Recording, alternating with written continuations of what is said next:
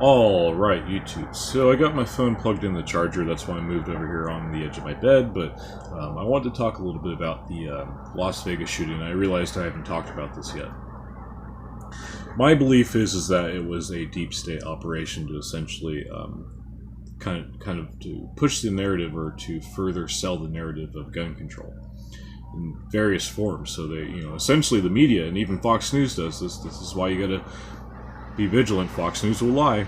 I mean, they are the voices of reason, it seems like nowadays, but they will lie to you. They even lied about Syria, too. So basically, they came out and said, oh, bump stocks are bad. They're demonizing bump stocks. They're demonizing fully automatic weapons. They're demonizing basically gun ownership, I think, in general.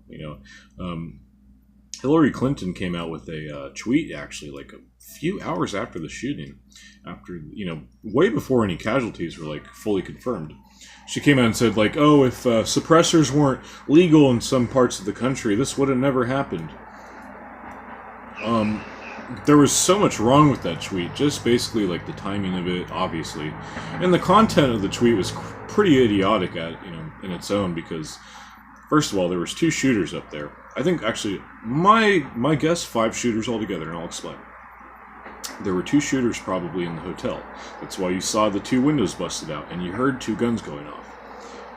And this is actually kind of creepy, because look, this is another thing that may have happened. There's footage of these 3 guys running on top of the roofs, right? You can find this footage on YouTube. A lot of people think it's doctored, but I think it's real. Essentially, these folks may have had suppressors on their rifles, so yeah, shit, Hillary, you might be right. Who knows? And you know what? I gotta say, like, the whole thing with Stephen Paddock just basically being able to smuggle all those weapons into his room without being detected. Obviously, there was a lot of people turning their heads the other way. The resort is owned by MGM. They're essentially covering it up, and that's why they're starting to sue the families, believe it or not. There's this, I gotta find this video again, because it just fucking made me sick to my stomach. But there's this YouTube channel that basically, like, does, like, a TMZ style digest of the news, I guess. I forgot what it's called, but basically they were, like, agreeing with MGM. They're like, yeah, like, what's the deal, guys? Like, MGM, they should be able to sue the victims' families. Why not? The victims' families would be tripping, That's basically what they're saying. And it was quite astonishing, honestly. I'm going to look it up after I post this video, but look. There is so much weird shit going on here, folks. On so many levels. Look. When, I think it was Ethan Klein, Santa Cruz native. He's a great guy, actually. He does H3 Productions.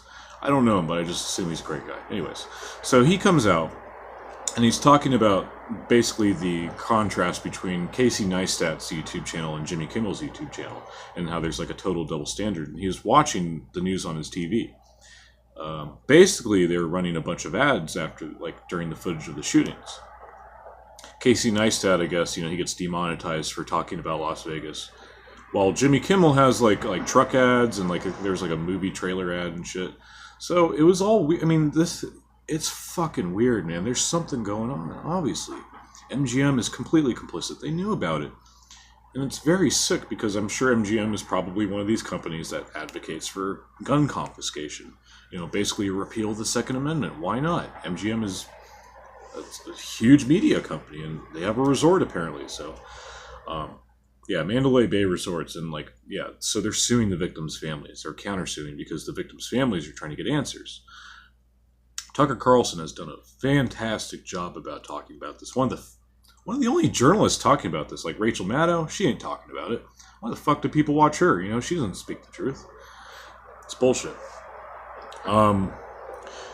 But here's another suspicious thing. So Stephen Paddock has all this money, and then he sends it to, or his girlfriend is flying to the Philippines, and simultaneously they're wiring money to the Philippines. Philippines just happens to be a breeding ground of ISIS. It's just fucking weird. And then people are basically saying that, oh, Stephen Paddock is a Muslim radical, or he's like an Antifa member.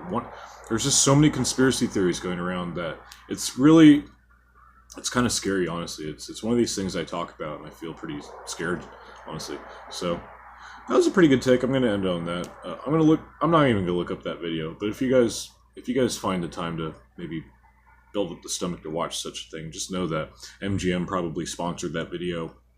It's absolutely disgusting because these people are playing dumb in the most blatant fashion, talking about the victims, the shooting victims, their families, and basically just talking about them like saying, oh, they're kind of implying that they're just a bunch of dumb hicks that got shot at a country concert.